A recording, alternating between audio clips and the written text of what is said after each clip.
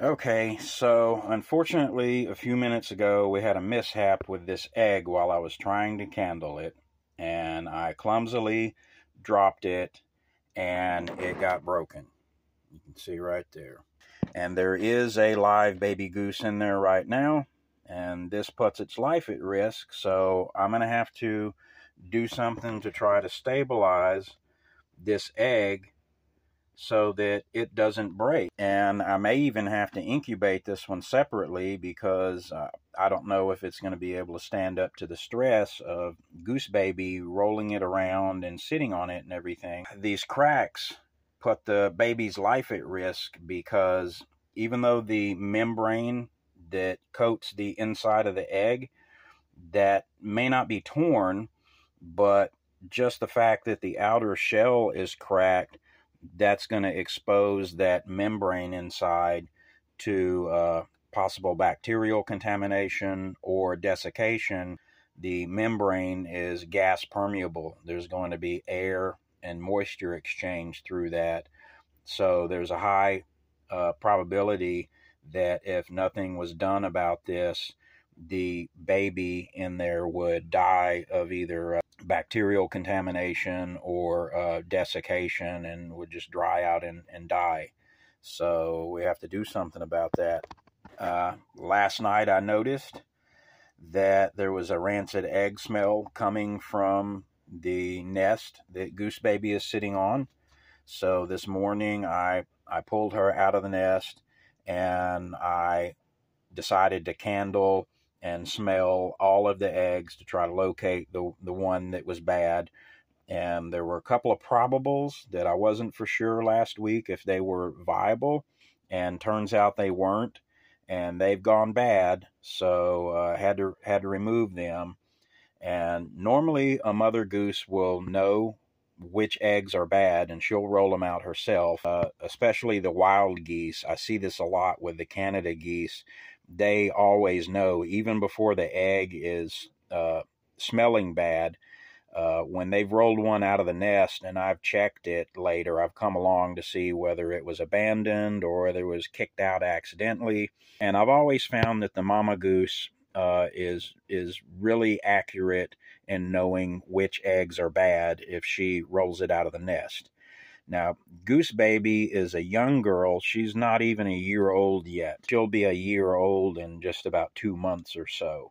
So she probably doesn't quite understand the concept yet, but we definitely don't want any rancid eggs with their gas pressure building up in them to explode in there on that active nest that she's sitting on. That would be just a disaster. But anyway, as I was pulling this egg out of the crate, and I had to reach back in there a ways and get it out, and I was crouching down, and it only fell a few inches, but unfortunately it hit the floor of the crate in the exact spot that didn't have any straw down that could have broken its fall. There was this one little portion in the corner near the door where it was just bare plastic, and that's exactly where the egg decided to land.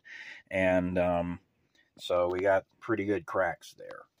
Now, I have saved broken and split open eggs before, reptile and bird eggs. I've hatched out reptile eggs that were accidentally broken open. Way back in the day, what I was doing is I was opening up a chicken egg very carefully and removing the membrane from the with a pair of forceps and everything.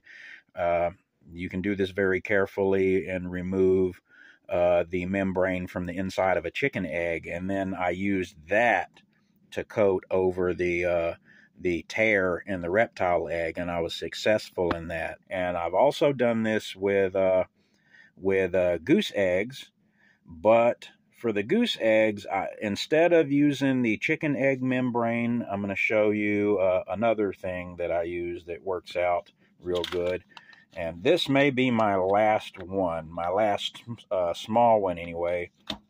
But this is a 𝘠𝘪𝑏𝑉iew, a little transparent barrier dressing that's meant for covering a wound, like in a hospital setting where you want to be able to observe the the progress of the wound. It's basically little windows so you can see. It's a thin film, transparent dressing. So we're going to put that over this egg here and hope that that stabilizes it enough that it saves the baby in there. And the break is, the airspace is right about here, where this side of the egg is just an open airspace, and the baby is more so over on this end. Now, as the baby develops more, the airspace will grow.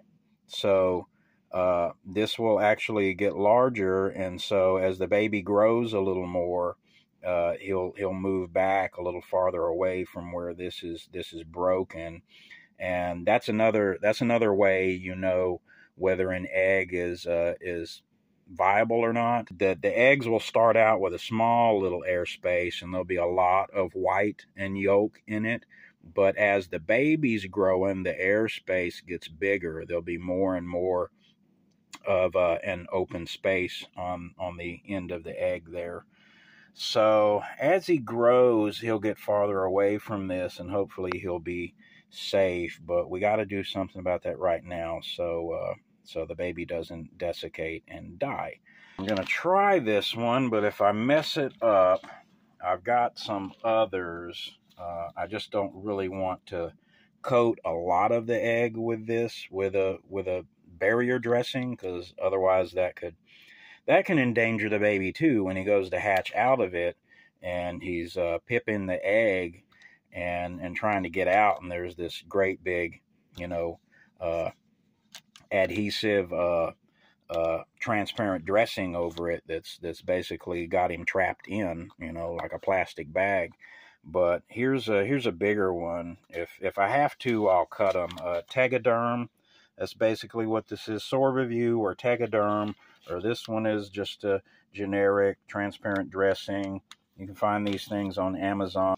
But I did my most crowning achievement in this sort of thing was with Maui. Actually, the Canada goose that I rescued her egg when it was abandoned. It's been 4 years ago, something like that. But she was taking a really long time to hatch. I had incubated her egg, and she was taken, it was like on a month and a half or something, and I wasn't for sure if she was still alive in there. So I actually drilled a hole in the end of her egg in the airspace where it would be safe. And then I carefully used some little medical scissors and cut a circular area out of the end of the airspace side of her egg so that I could see her. And then that airspace, that membrane in there was transparent, so I could actually look into the egg like a window, and I could see Maui in the days before she actually hatched to make sure she was alive and everything. And then just to keep that from drying out, I put one of these Sorbiviews over the end of that little circular hole that I cut out. So I just covered it back over like that to protect her. And then she hatched and was just fine. So we're going to pretty much do the same to try to save this baby. And I might have to be firing up the incubator again. All right, so here's our Sorbiview dressing. That's what that looks like. It's just going to be like a small little window there. And even though there might be bacteria on the outside of the shell, I'm not going to attempt to clean that or anything, because I don't want to take the chance on breaking this any worse, or just using any kind of liquid or anything that might actually introduce some of this bacteria if I render it to a solution by adding, some kind of a liquid, hydrogen peroxide or whatever, and then it leaks down in there through those cracks. So that would actually introduce bacteria in there. So we're not going to do that. I'm just going to leave that dry as it is and put this Sorbiview over it. And I just wanted to show you real quick the air space on this, what I'm talking about right there. See all of this back here that shows up dark, that's where the baby is, sitting in the white of the egg. The albumin and all that is over here, and this is just empty airspace right there. But as the baby grows, that airspace grows as the albumin is used up, as the baby is consuming the nutrients in there, that the membrane is going to shrink and the airspace is going to grow. So fortunately it happened on this side of the egg though, and not that side. It would be much harder to save him if it had happened over here on this end. And there we go. That's what it looks like.